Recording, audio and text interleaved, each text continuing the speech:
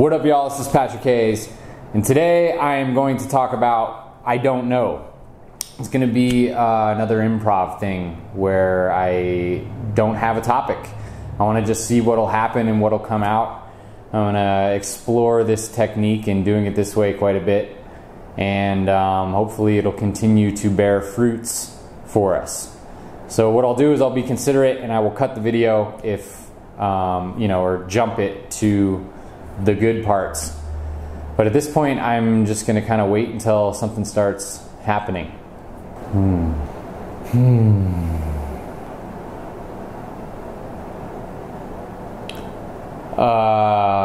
know what? There was somebody that asked me a question about ego probably a few months ago online. And they asked me to do a video about ego, and I don't really feel like I have like a whole video prepared about ego, but that reminded me of this thing that I've studied regarding ego and kind of how it forms. And this was actually Ken Wilber's work. And if you haven't heard of Ken Wilber, he's an amazing, like, genius spiritual researcher person. And he reads at PhD level in 7 disciplines, and he's studied all the different levels of consciousness that are around to be anthropologically studied. And he's set up kind of like a grid of all these different thresholds for how consciousness evolves.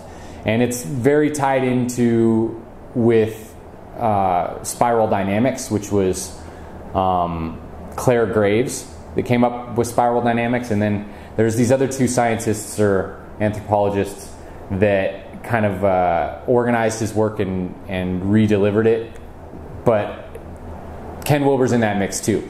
Anyway, he talks about when the ego develops. So when a child's first born, it can't tell themselves from their environment.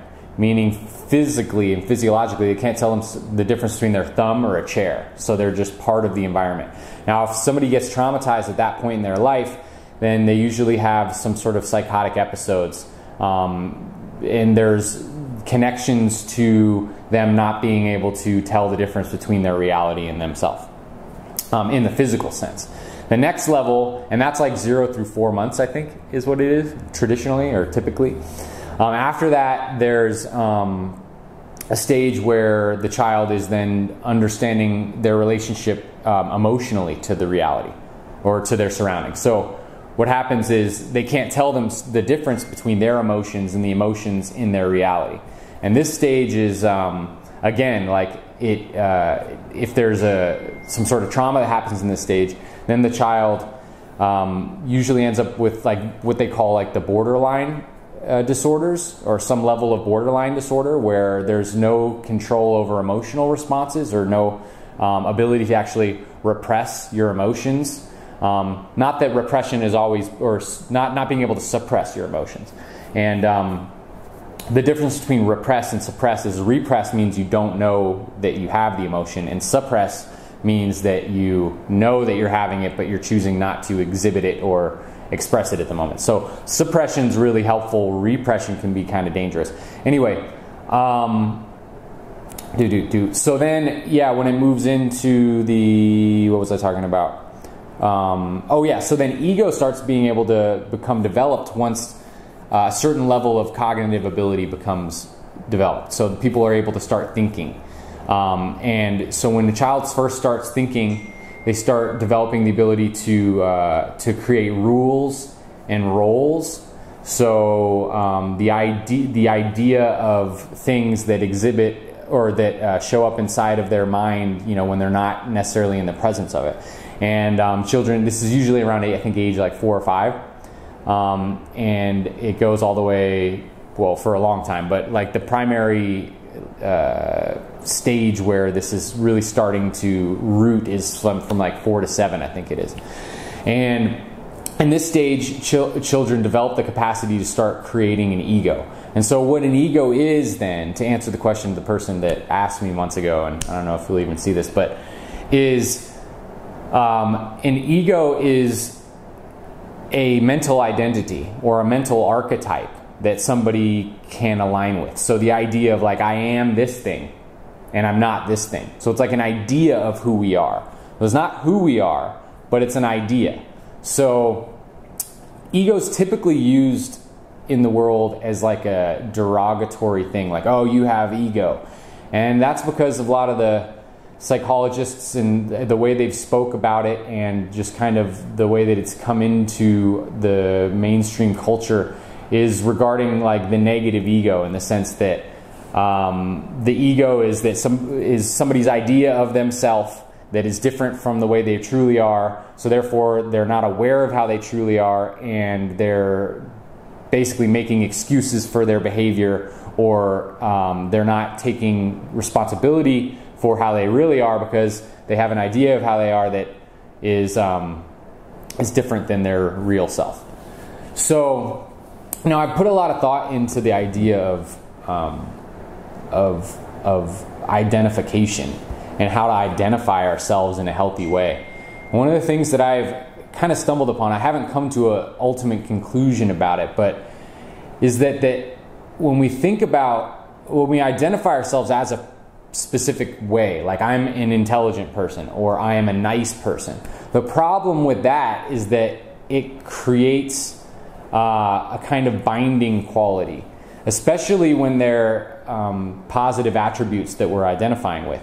And this brings up like a whole thing about affirmations, and well, isn't it good to like affirm, like I am healthy, I am happy, I am nice, I am intelligent, all these things. And yeah, there can be tremendous benefit to it if there's, especially if it's balancing out like a negative ego identification where you think you're the opposite of any of those things. But the problem is that that's this very black and white perspective.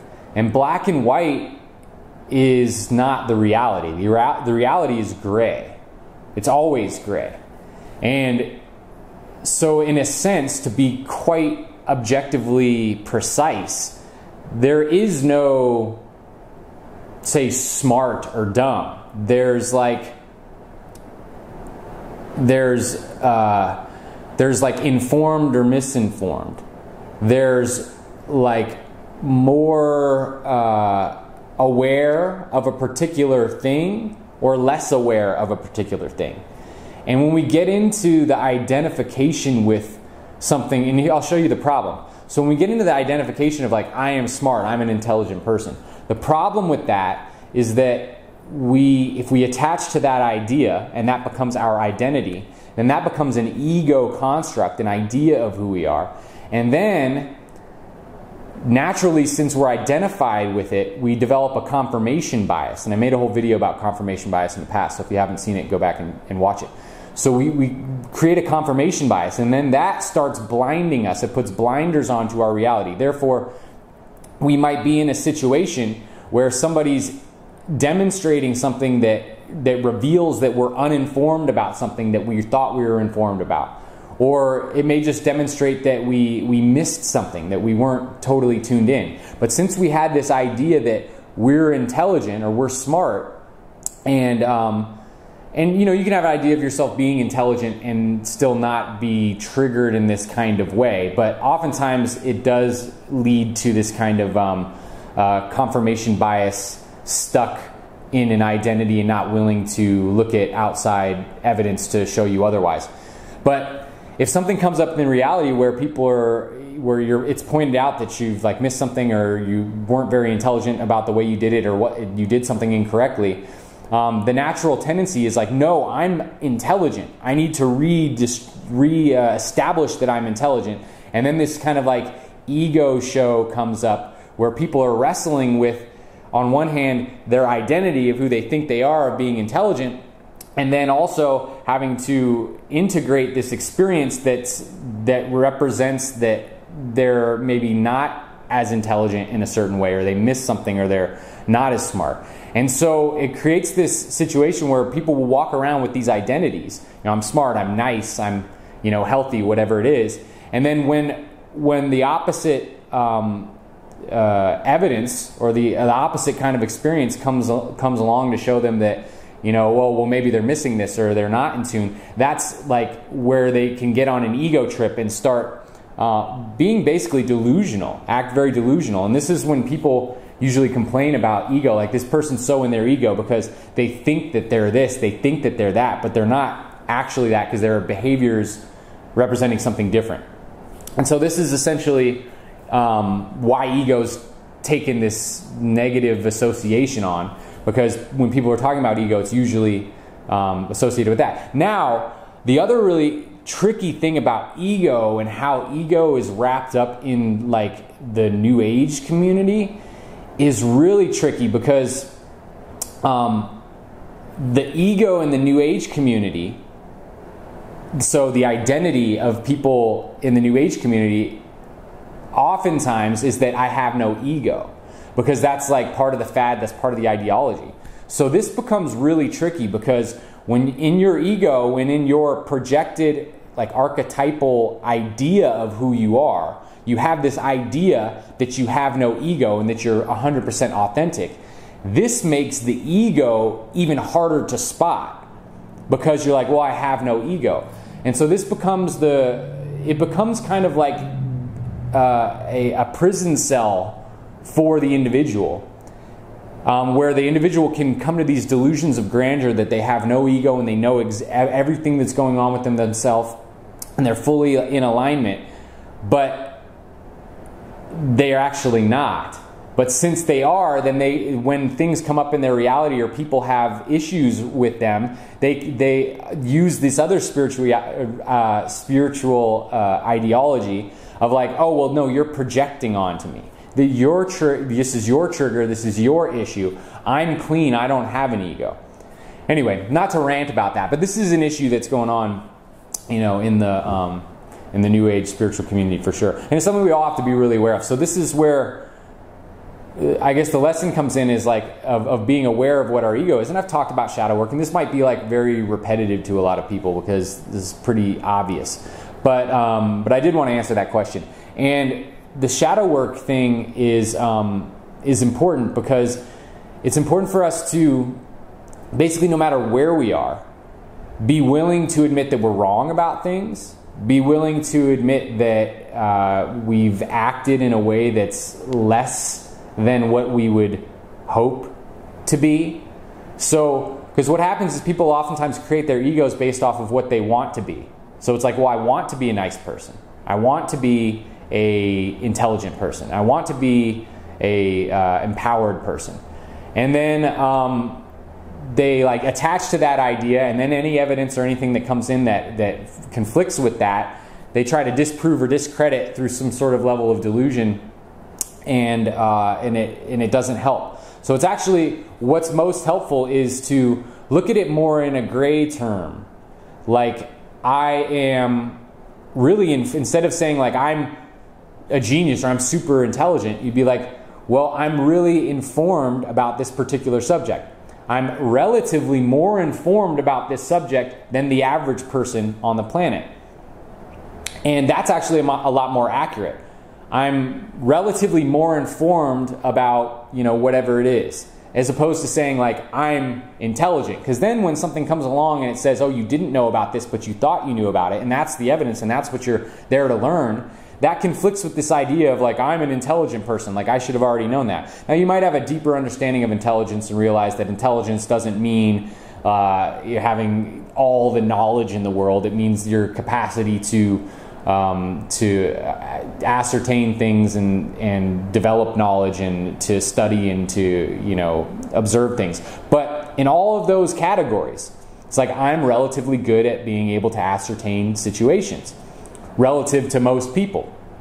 But I'm not necessarily, like a master at it. There's always room for where I could grow, and I could always be wrong, or there could always be something that I'm not aware of in any moment. So I'm always open to that too, right? Same thing with nice. So if we're saying that we're like a nice person, well, in actuality, we could be a genuinely pleasant person to be around that sometimes can exhibit behavior that is cruel or maybe not even so harsh as cruel, maybe not so thoughtful or compassionate at times, right? And that would be a lot more accurate, because if you have the idea that I'm a nice person and you walk around in your life like, no, I'm a nice person, then when someone points out something that maybe you did out of obliviousness, that you weren't even aware of, someone points something out like, you know, you really insulted me or hurt my feelings, or were not thinking about what was going on for me, and you did something that was blatant and kind of disrespectful.